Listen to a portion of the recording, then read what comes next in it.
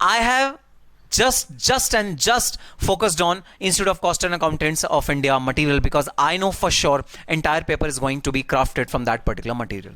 You also, as a CMA students, should focus on CMA Institute study material to as far as possible, to as much as possible in all the subjects which you are taking coaching of, all the subjects which you are not taking coaching of or doing self. Please focus on the Institute study material very well. I have in my entire book have focused particularly on Institute of Cost Accountants of India study material only, and I've taken some past examination questions, some more practice questions from the RTPs, MTPs, and I've focused exclusively on CMA final syllabus, because I know that entire examination is going to come from this particular study material only. Therefore, my book is inspired from the Institute study material, so you need not look at any other reference material, any other book for studying direct taxation. The book which has been supplied to you, the notes which have been supplied to you in my classes, they are more than sufficient. If you do those thrice, and if you just give me tests which are scheduled for you in the WhatsApp group. Oh, what are you saying? You're not in the WhatsApp group? Please call up my team at 9643929913 and add yourself in the WhatsApp group. Weekly tests are happening on direct taxation in that WhatsApp group. So just get yourself added in that WhatsApp group, and you will be privy to the test series, the discussions which we have on a normal basis, the assignments which I give for taxation on a regular basis. You will be privy to all those information through those WhatsApp groups. Before moving any further, let me tell you an interesting development which has happened in the world of double taxation avoidance agreements very recently. Very recently as in 3 years, 4 years back. Okay, so double taxation avoidance agreements are the agreements which are entered into between two countries for mutual discussion on how to avoid double taxation. But 4-5 years back, there has been an advent of another agreement which is known as MLI, multilateral instrument. Multilateral instrument is an instrument which deals with more than two countries who are sitting together to reach out to an understanding which will avoid double taxation. So where DTAA focuses on two countries, MLI focuses on multiple countries.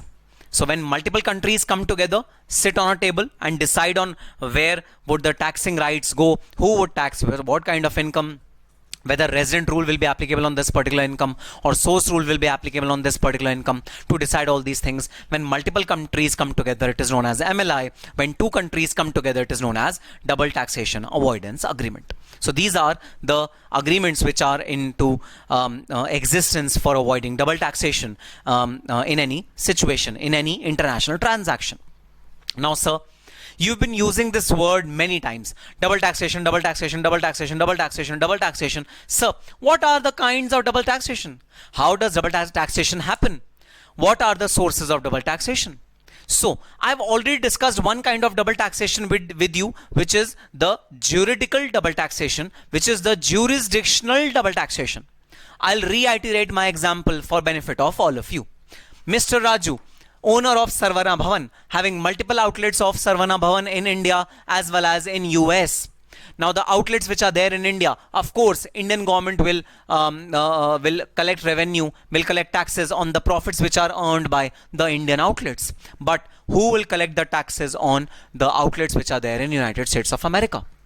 Now, in absence of any double taxation avoidance agreement, there will be double taxation, because these branches, Indian government will say, because Mr. Raju is resident in India, therefore these branches will be taxable in India. Indian government will say like this, and United States of America government will say, since the income is sourced from United States of America, so Mr. Raju, please pay the taxation in United States of America. So there will be double taxation of Mr. Raju owing to a single transaction, owing to a single income. Same transaction is being taxed twice in two different countries. This is known as jurisdictional double taxation. Same income is being taxed, same taxpayer is being taxed. Same income is being taxed. What is the income? PGBP from New York branch, PGBP from New Jersey branch, PGBP from California branch. Same income is being taxed twice and in the hands of same taxpayer. Who's the same taxpayer in our case? Mr. Raju.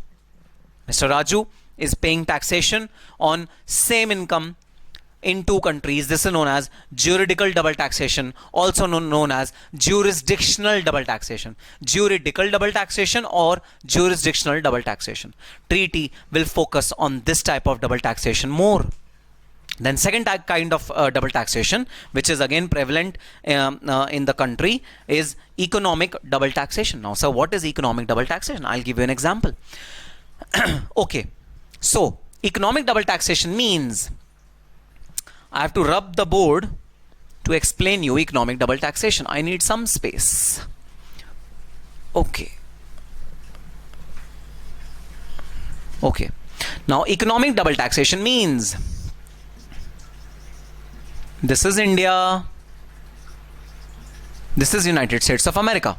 Okay. Okay. So in India, there is a company X, company limited. Its shares are held by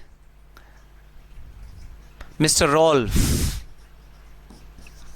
Shares of X company limited is held by Mr. Rolf. Mr. Rolf is a resident of United States of America. He's never been to India. He's always been in United States of America. Now, X company declares dividend to Mr. Rolf.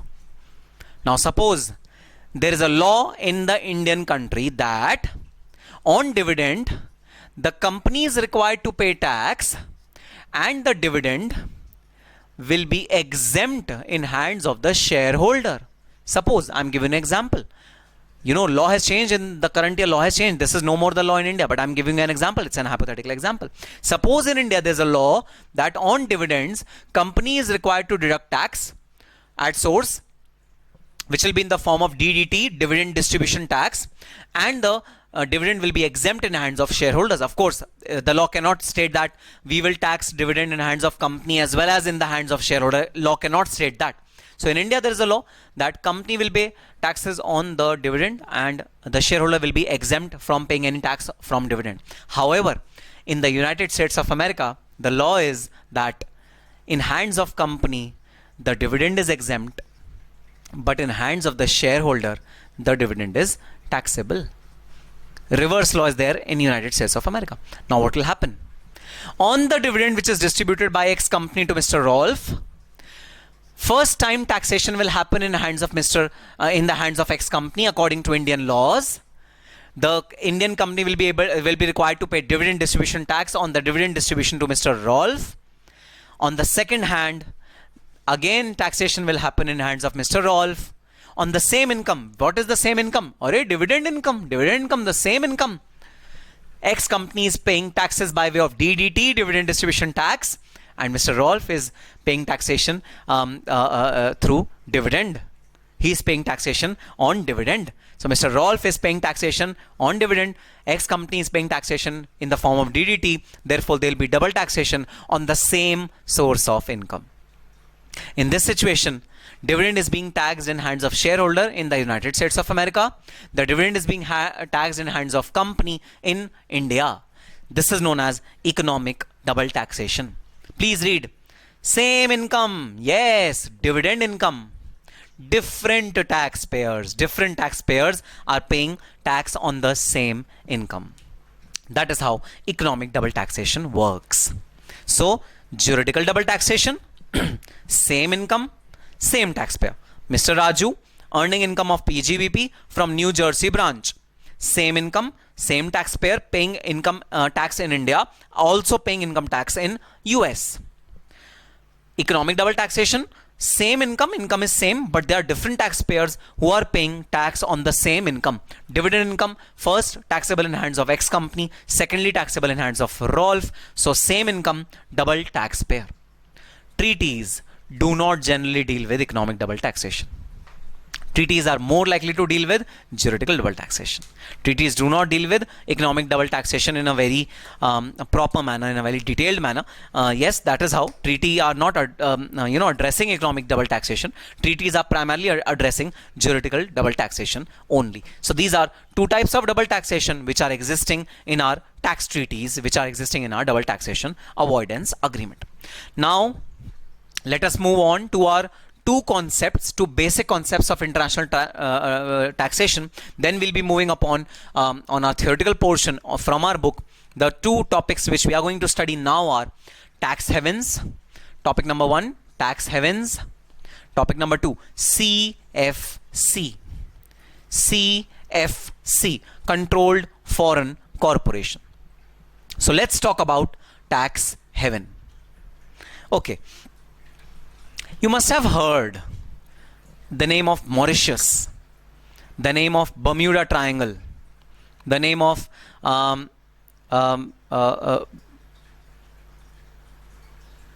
British Virgin Islands. So these are certain territories where tax rate is very, very low. Why is tax rate low in these particular countries? Do they don't want tax? Do they don't want to collect tax? Do they don't want their infrastructure to grow? Do they don't want their country to grow? Now the reason why they don't collect taxes quite often is that they want taxpayers to get attracted to them. How would taxpayers be attracted to them? A country where there is no taxation or very less taxation, naturally companies will be lured to establish their business organization in those countries. So for example, I want to establish an organization in a country which is outside India. If I want to establish an organization which is in a country outside India, then obviously I will look for a jurisdiction which is low tax jurisdiction, where taxation rates are very low, where taxation rates are nominal, so that I need not pay tax. So I will choose British Virgin Islands, I will choose Mauritius, I will choose Bermuda Triangle, I will choose Singapore. All these countries are tax havens. Sir, but why are they levying low taxes? I'll tell you the history. So I'll tell you history of a very popular state known as Singapore. Singapore is basically an island which is covered by ocean on most of its sides. It is covered by ocean. It does not have any natural resources. Does not have any natural resources which it can sell and it can earn revenue for its country. It does not have any grains, any wheat, any paddy. It cannot grow vegetable because its land is not fertile enough. Because the states which are close to water, which are close to ocean, their land is not fertile enough. Their weather conditions are not susceptible to agriculture. They cannot grow food. They cannot have dairies. They cannot have farms. They cannot have natural resources. They don't have natural resources. So they barely have any source of income. When they barely have any source of income, how would they earn revenue? How would they develop infrastructure for themselves? How would they develop resources for themselves? It's a big problem for such countries who are, especially the islands who are covered by water from all sides. It's a big problem for them. They have no source of revenue. They have no resources. They have no income generating capacity. Now, they have discovered a unique way to develop revenue for them, a unique way to earn revenue for them. What do? They attract multinationals to establish their subsidiaries in that country. So if multinational from say India would come to Singapore, it will face very less tax, very less tax, or even no tax. There's no tax in these countries. So they will attract foreign investment. They will ask Indian businessmen. So they will ask Mukesh Bhai Ambani. They will ask Raju, who's owner of Sarvana Bhavan. He will ask all these businessmen to establish their businesses in Singapore. They will ask their owners to establish their factories in Singapore. Because the labor is cheap, taxes are zero, the natural resources which are scarce, they will require the companies to bring their natural resources from themselves, from their home countries. They can ask the owners to bring their resources from their own countries. Infrastructure will be developed in Singapore. So naturally, if Reliance comes to any part of Singapore, then definitely Reliance will develop roads. Reliance will develop the infrastructure surrounding their factory because they don't need to work. This is how Singapore will attract many businessmen, many businessmen. So why would businessman go? Businessman will go because of zero tax. 30% tax is a very big amount. There's a huge saving which businessman is seeing. They will go to Singapore, establish their factories in Singapore, and earn profits and not pay any taxes. This is the benefit which an Indian businessman will have, or any US businessman will have, or any Australian businessman will have. So they will relocate their factories, they will relocate their businesses, they will relocate their branches to a tax haven like Mauritius, like Singapore, like any other parts of the world. Switzerland is one of them. Switzerland, you've heard that, there are Swiss accounts which are belonging to Indian politicians, which are located in Switzerland, and they have crores and crores of rupee. But Switzerland government is reluctant in sharing any information to Indian government. Of course, they cannot share, because if those huge amount of money is discovered by Indian government will snatch that away from Switzerland government, and Switzerland economy will go for a toss. Because Switzerland economy is working on those deposits which are made by Indians in Switzerland. So, to develop the infrastructure, to develop the economy, to grow their resources, such countries have become tax havens. They have chosen to give a discount on tax. See, tax is 30%. The benefit which these countries are earning is the natural resources, the infrastructure, the money which the businessman will bring with itself. It will grow the domestic country. It will give employment to the people who are staying in Singapore. It will give employment which is scarce in today's world. There's no employment for Singapore people. The companies which are coming to Singapore, they will give employment to Singapore people. They will give revenue to Singapore people. Singapore will become rich. Singapore will become abundantly resourceful, and it will become an economically self-sufficient country. And this is exactly what happened to Singapore. Singapore, 30 years back, came up with lucrative tax SOPs for countries, for companies, and therefore Singapore is fully developed country today, owing to the money which has been received from the foreign world, the foreign countries. These are known as tax havens. Tax havens will give you fruitful and lucrative tax benefits. Because of those tax benefits, businesses will shift their branch offices, their factories to those countries, and those countries will have profits, and those profits are tax free. If the same profit is being earned in India, then definitely it will be subject to huge taxes. Yes, some additional cost will be levied, will be incurred by the businessman for relocating the factory to that particular country. Singapore, obviously, some cost will be incurred, but that cost is nothing as compared to the benefit which, from the perspective of tax, will be accruing to that particular businessman. The benefits are huge. These are known as tax havens. Now, if these countries, if these businessmen go out of India, then who's that 1% which is losing its revenue? It is the Indian government. Indian government will say, wow, you are resident of India, but you are establishing your factory outside India, and just because of source rule, you are not required to pay taxes in India. Absolutely. That is the basic concept.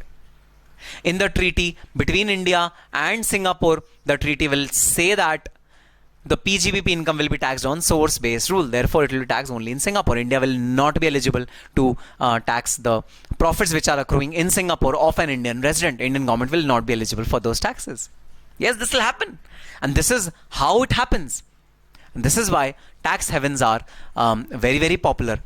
So yes, now what is the alternative? Now Indian government is, feeling that I'm being cheated. Indian government is feeling that ways. So now what will Indian government do? Indian government will amend the DTA. Indian government will amend the DTA between Singapore and India, and it will say that only if the control and management of the company is outside India, which is in Singapore, only then Singapore gets the right to tax that particular profit. If the management and control of that particular company is in India, then India gets the right to tax that particular profit. Some sort of this sort of clause will be inserted by the Indian government in the treaty between India and Singapore to stop this loss which is incurring to government of India. 3-4 years back, Mauritian treaty has undergone an amendment. In Mauritian treaty, the capital gain tax was the right to tax capital gain was given to Mauritius, and Mauritius is a zero tax country. Therefore, the treaty was amended and the right to tax capital gains was taken back to India. India said that, okay, no, we want capital gain tax right because you are a zero capital gain tax country. So even our citizens are lured to earn capital gain in your country rather than our country, because you will not levy tax on the capital gains which are happening in your country.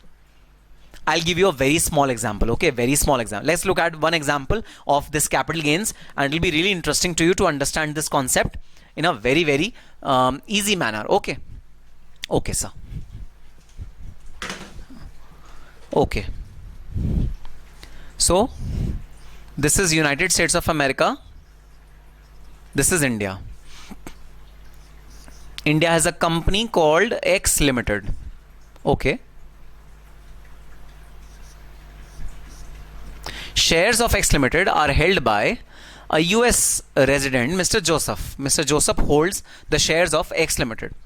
Now what Mr. Joseph is doing, Mr. Joseph is actually Mr. Joseph had purchased these shares some 5-6 years back of X Limited. In India, he invested in X Limited. He purchased these shares 5-6 years back, and this company was a amazingly growing company. Therefore, the share price grew by 5 times or 6 times. Now, Mr. Joseph wants to sell its shares of X Limited. It wants to sell the shares of X Limited.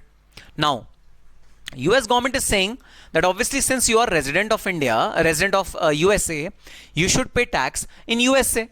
Tax in USA is say 20%. Indian government is saying no, you are a resident of India, you are a the source of income is in India, so you should pay tax in India. Suppose in India the tax rate is 25%. The tax rate of capital gain is in US is 20%. Tax gain of capital in India is 25%. So capital gain 25%, capital gain 20%. What would Joseph prefer? What would Joseph prefer? Of course, 20%. 20% is lower than 25%. Joseph would prefer 20%. Joseph would say, okay, I would like to, I would like to pay tax at the rate of 20%. Naturally. Now, I'll give you another example. Now, look at this example very, very carefully, because in this particular example, I'm going to restructure this transaction in a way to reduce my taxes to 0 from 20%. In the current transaction, Mr. Joseph is required to pay tax at the rate of 20%.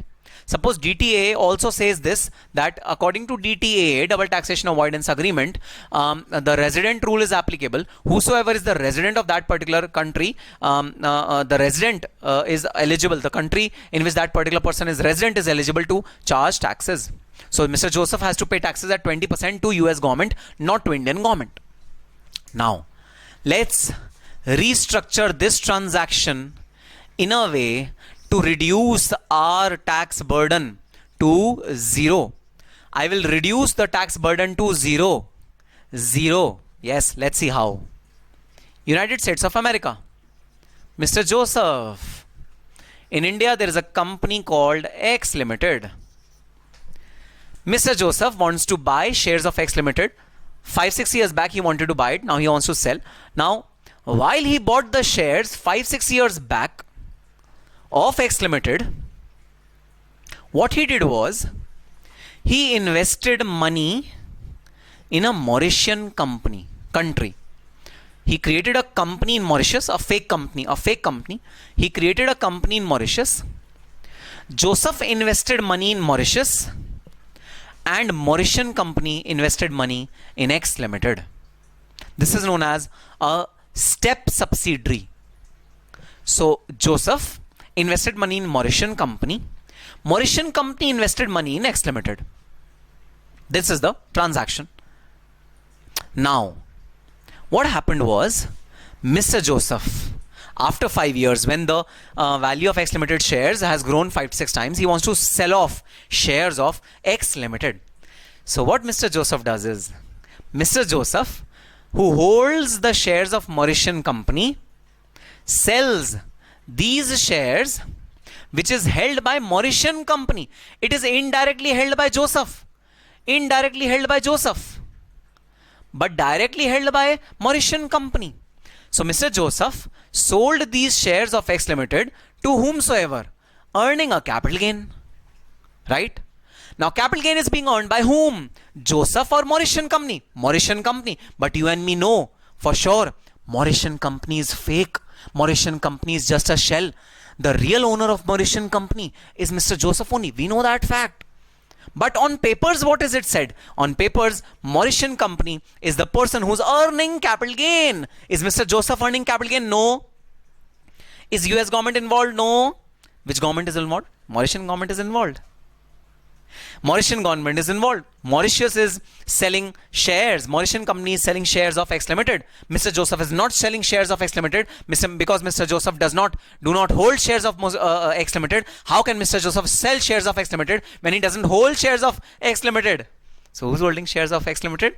Mauritian company is holding shares of X Limited. So Mauritian company is selling shares at a capital gain. Now, since Mauritius is a tax haven, capital gain in Mauritius is taxed at 0%. Capital gain in India is taxed at 25%. Double taxation avoidance agreement says that the resident rule is applicable for taxing capital gain.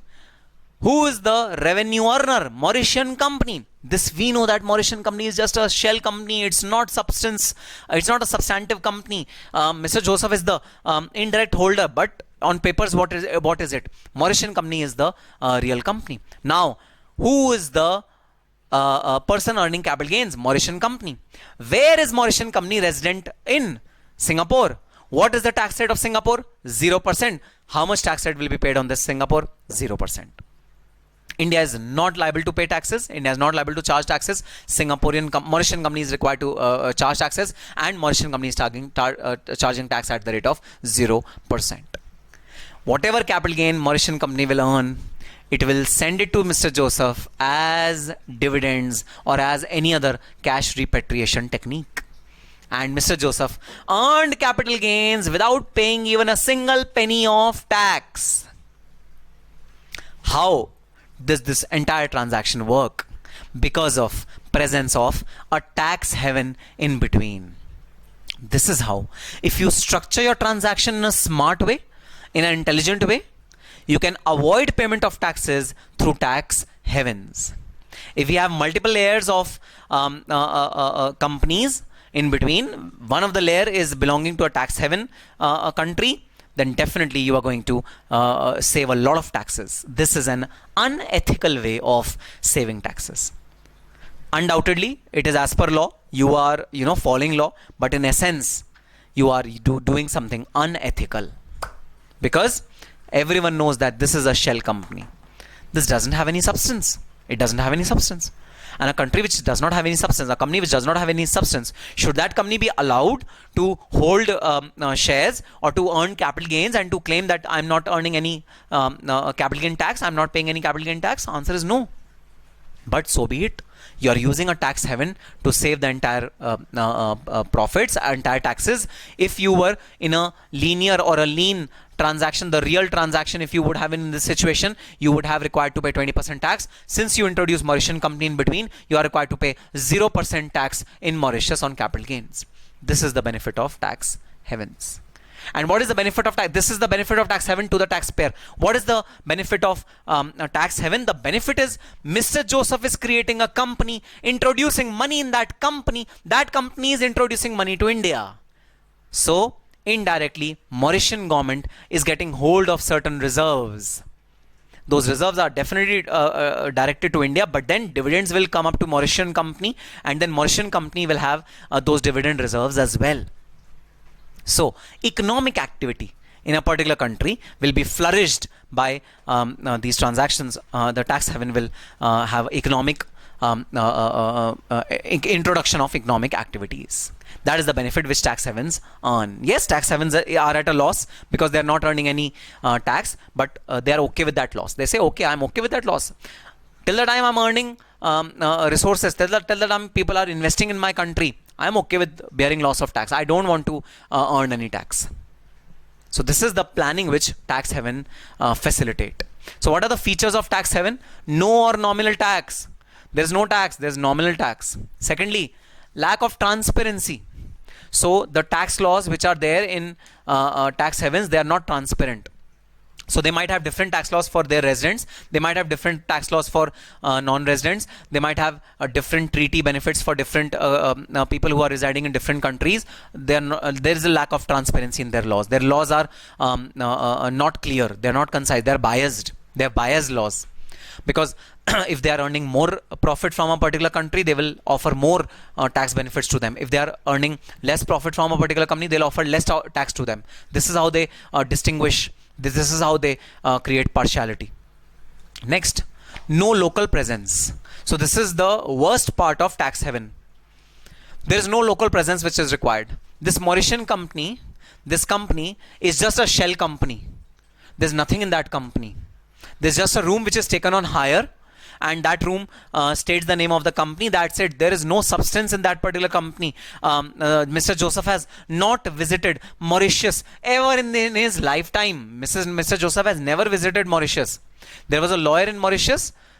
Through that lawyer, Mr. Joseph created this shell entity, this fake entity. So no local presence is required. So person who's earning profit, Mr. Joseph is earning profit from Singapore, but Mr. Joseph is not required to be present at Singapore. Wow. Without even being present at that particular place, you are earning profit from that particular place. This is the irony of tax havens. There's no local presence required. There's no substance required. You can work on papers in tax havens. No requirement of any local presence. Substance requirement is not there. They are just a facade. They are a fake. They are shell companies which are there in these tax havens. And then last, no exchange of information. So generally these countries are reluctant to share information with other governments. So if Government of India through X Limited, if it approaches the Mauritian government and asks the Mauritian government, hey Mauritian government, can you please give me details of this Mauritian company? Where is it located? How many employees does it have? What is the work which is doing in its premises? Mauritian government will say, no, I'm not going to share this information to you. This is private information of my client, Mr. Joseph. In reality, it's not the private information. But they know if they disclose this information, then the Indian government is going to treat this particular entity as nil, as nothing. And they are going to tax Mr. Joseph as if this transaction was happening between India and Mr. Joseph. They will treat this entity as transparent entity. They will forget about this entity. Indian government will say, Mr. Joseph, you should pay tax in US. You are the real owner of Mauritian company. Mauritian company is a facade. It's a transparent company. So you should pay taxes in US. This is what Indian government will say if they come to know that Mauritian company is a fake company. But Mauritian government is never going to share information about this fake Mauritian company to Indian government. Even if Indian government is pressurizing Mauritian government is not going to give any information. So there is no exchange of information. Information is not exchanged with tax havens to other countries. Information exchange is a reluctance. The basic point of reluctance is that they don't want to share information. Mr. Joseph, US, in India, all these countries will be asking for information from Mauritian company. Mauritian country will not share the information. This is the fourth and one of the most important features of a tax haven. So this is the concept of tax haven. Yes, a legal concept, but an unethical concept. And to curb this malpractices of tax havens, there are many things which are planned by world forums. World governments are coming together to curb these malpractices which are done by tax havens. And in the years to come, we will see some concrete steps being taken by governments of all the countries to curb the malpractices which are being done by tax haven. One of the recent steps which the Indian government has taken is that it has amended the Mauritian Treaty. Now, according to Mauritian Treaty, earlier the capital gain was to be taxed at the resident level. So Mauritius company was required to pay taxes. Now, as per the amended Mauritian Treaty, Indian government can also collect the gain which is accruing to resident of Singapore. Now, even if you have this fake entity in between, tax is not going to be spared. Either you pay tax in India at 25%, or you pay tax in Mauritius at 0%. So the option will not be given. Option will not be given to you. Indian government will definitely ask you for taxes in India at 25%. Indian government will levy taxes at 25%. Right to tax is snatched away by Indian government. So after the amendment of Mauritian Treaty, this menace, this benefit which Mauritian countries used to take is now out of question. Now they cannot take this benefit. So yes, this was the entire concept of tax haven. Now let's move on to the concept of controlled foreign corporations. So the last topic which we are going to start today is controlled foreign corporations. In short, they are known as CFCs. This is again a misuse of international transaction. This was the first way of misusing international taxation. This is the second way of misusing international taxation. Now, what is misuse of international taxation? Misuse of international taxation means taking benefit of a lower tax jurisdiction to lower your taxes. Deliberately scheduling your manufacturing setup in such a way that your direct taxation is reduced. Deliberately structuring your transaction in a way that the direct taxation is reduced. This is the loss of international taxation, and due to different tax rates in different countries, many companies do this kind of nuisance. What is controlled foreign corporation? Okay, so there's a company which is X Limited. This company is located in India, of course, one of the highest tax paying countries of the world. The tax slab rate, the slab rates of tax are highest in India. Now, X Limited established its 100% subsidiary in UAE. Name of the 100% subsidiary is Y Limited. Now, there is some passive income. What do you mean by passive income? Passive income means some interest which is being earned by X Limited. So suppose X Limited wants to buy some debentures of a foreign company. There's a foreign company in United States of America, and X Limited wants to buy debentures of this company. Why? Because X company feels that their passive income, which is interest. Passive income means incomes which doesn't require a lot of effort to earn that income. Interest, rent is a passive income. Royalty is a passive income. So X Limited wants to invest in the United States of America some money by way of debentures. Okay, so rather than directly investing in United States of America, X Limited establishes a subsidiary in Y Limited as Y Limited in UAE, and this company invests in USA, in debentures of USA. Interest is earned by this company. Y Limited earns interest from which company? From the USA company. Y Limited earns interest from which company? The USA company. Ideally, Y Limited should remit the earning to X Limited in forms of dividend. Now, interest income, since UAE is a low tax jurisdiction, UAE is United Arab Emirates. So UAE is a low tax jurisdiction. So interest income will be taxed at a very, very nominal rate. But when dividends will be declared from Y Limited to X Limited, that will be charged at the tax rates which are prevalent in India. This will be taxed at a higher tax rate, this dividend.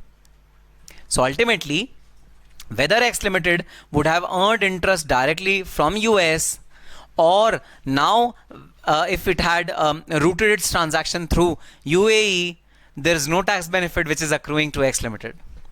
Because when Y Limited pays dividend to X Limited, then dividend is taxable at a very high rate in India. So no benefit which has been accrued to Indian company. So now, what will Indian company do to gain some benefit? Indian company will not invite any dividends from Y Limited to X Limited. X Limited will say, listen Y Limited, you are my subsidiary. You and me are the one and the same thing. Money kept with you is equivalent to money kept with me. So do not declare any dividend. Whatever interest you are earning from United States of America, keep it reserved with you. Whenever the right time comes, I will ask you to invest this money elsewhere. Elsewhere means maybe invest this money in a subsidiary which I am going to establish in Australia. If I would need money in any part of the world, I will ask you to invest that money in that part of the world. But please don't declare dividends to me. Because the moment you declare dividends to me, Indian government will charge tax on that dividend. So this is a way in which taxes are either deferred or they are not paid at all by a subsidiary of a Indian company in foreign. This is known as controlled foreign corporation. A foreign corporation, which is in our case Y Limited, is controlled by the Indian company, and it is controlled in a way that Indian company is forcing the subsidiary to not to declare dividends to its parent company, thereby deferring the taxes or paying no taxes or gaining tax benefit. This is known as controlled foreign corporation. So what is the loss to Indian government? Loss to Indian government is that Indian government deserved income tax on this particular income. Either this income or the income which Y Limited would have disbursed to X Limited. Indian government deserved that income tax, but Indian government is devoid of that income tax. Since Indian government is devoid of that income tax, Indian government is going to look at this transaction in a very, very critical way. You know what Indian government is going to say? Indian government is going to tell Y Limited, okay Y Limited, you are not declaring dividend, fair enough, don't declare dividend. Even if you are not declaring dividend, we will assume that if Y Limited has cash reserves, if Y Limited has reserves, if Y Limited has profits, we will assume that dividends have been declared to X Limited the moment earning is earned by Y Limited. We will assume that dividends have been declared. Deemed dividend will apply. So this assumption that dividends have been earned by X Limited, despite of the fact they have not been declared, they have not been repatriated. This is the provisions of controlled foreign corporations. As of now, Indian government has no such law in Indian context. These laws are there, CFC related laws are there in the United States of America and several other parts of the world, but India does not have any such law. India does not deem dividend without declaration, without distribution of dividends. So as of now, no law, but just to introduce you to the nuisance value of international transaction. International taxation has nuisance value. Just to introduce the malpractices which are undertaken by the companies to avoid taxation, we have introduced these two topics with all of you. See, in domestic taxation, we already know what are the loopholes, what are the bad things which a person can do to avoid taxation. We already know that. You know, increase of expenditure, showing reduced revenue, not disallowing the disallowances. So if there's a disallowance for TDS not deducted, you are not disallowing that. That kind of tax benefits are there. That kind of tax leakages are there in domestic taxation. Now, what kind of tax leakages are there in international taxation? These are the two examples of leakages which are there in international taxation. So these are the broad concepts of international taxation which we have covered today. Just to give you a hint of how international taxation works, how does it look like, what is the difference between resident rule and source rule, what are the two forms of double taxation, what is double taxation avoidance agreement, what is MLI, multilateral instrument, and finally what are the nuisances which are there in international taxation. We have covered a fair bit of international taxation today, and in the next session we are going to start with the theoretical portion. In the book we are going to read certain aspects of international taxation, and then we are going to further delve into and explore international taxation further. As of now, your homework, see this video lecture once again and read through the theory text which is given in the notes which I have supplied to you, my book which has been created exclusively from the Institute of Cost Accountants of India material. Now this is a very, very important step, guys. I have just focused on Institute of Cost and Accountants of India material because I know for sure entire paper is going to be crafted from that particular material. You also as a CMA students should focus on CMA Institute study material to as far as possible, to as much as possible in all the subjects which you are taking coaching of, all the subjects which you are not taking coaching of or doing self. Please focus on the Institute study material very well. I have in my entire book have focused particularly on Institute of Cost Accountants of India study material only, and I've taken some past examination questions, some more practice questions from the RTPs, MTPs, and I've focused exclusively on CMA final syllabus because I know that entire examination is going to come from this particular study material only. Therefore, my book is inspired from the Institute study material. So you need not look at any other reference material, any other book for studying direct taxation. The book which has been supplied to you, the notes which have been supplied to you in my classes, they are more than sufficient. If you do those thrice, and if you just give me tests which are scheduled for you in the WhatsApp group. Oh, what are you saying? You're not in the WhatsApp group? Please call up my team at 9643929913 and add yourself in the WhatsApp group. Weekly tests are happening on direct taxation in that WhatsApp group. So just get yourself added in that WhatsApp group, and you will be privy to the test series, the discussions which we have on a normal basis, the assignments which I give for taxation on a regular basis. You will be privy to all those information through those WhatsApp groups. So yes, please study these topics very well. Just have understanding theoretically also of these topics. We'll be meeting in our next session with more such fun topics of international taxation. Till that time, all the very best and happy studying.